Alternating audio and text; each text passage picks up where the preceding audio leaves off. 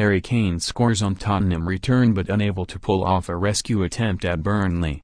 If it was a surprise to see him on the team sheet, there was no shock to see him on the score sheet. Such was the extent of the ankle injury Harry Kane suffered at the end of Tottenham's 1-0 defeat by Manchester United in January. It was widely assumed that he wouldn't play again until the beginning of March at the earliest.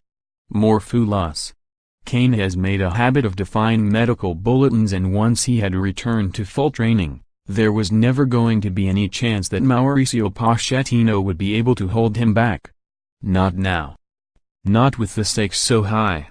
Tottenham have shown incredibly tenacity to remain in the conversation for the title during their talisman's absence, and Pochettino has every reason to dare to dream what might be possible in the final months with Kane back in the ranks.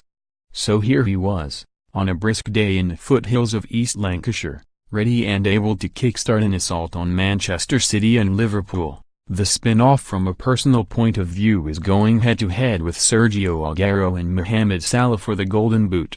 Do not underestimate how much he wants both prizes.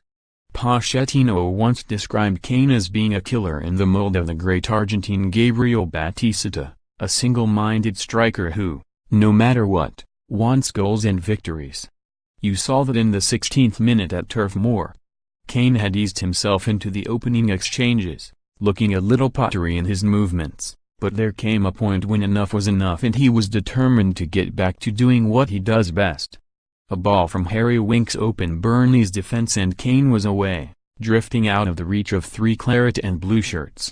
He saw Danny Rose, scampering to his left and screeching for his attention, but there was no chance of pass.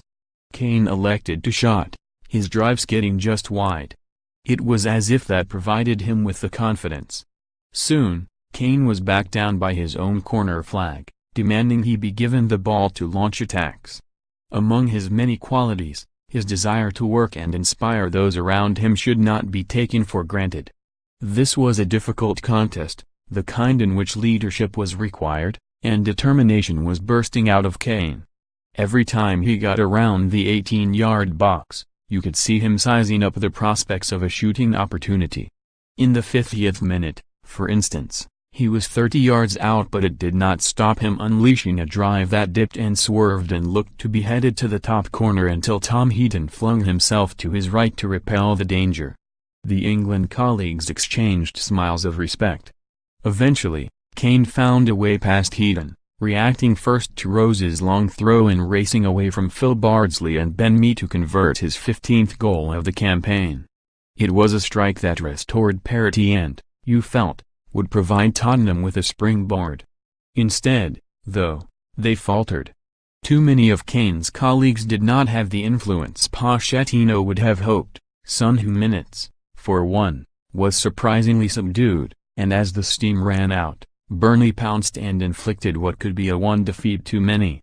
One image at the end encapsulated everything, as four Burnley players crowded Kane out to noisy acclaim. Seconds later, the final whistle blew and Turf Moor exploded in joy. Kane hung his head, his despair obvious. It will mean nothing but, really, he could not have done any more.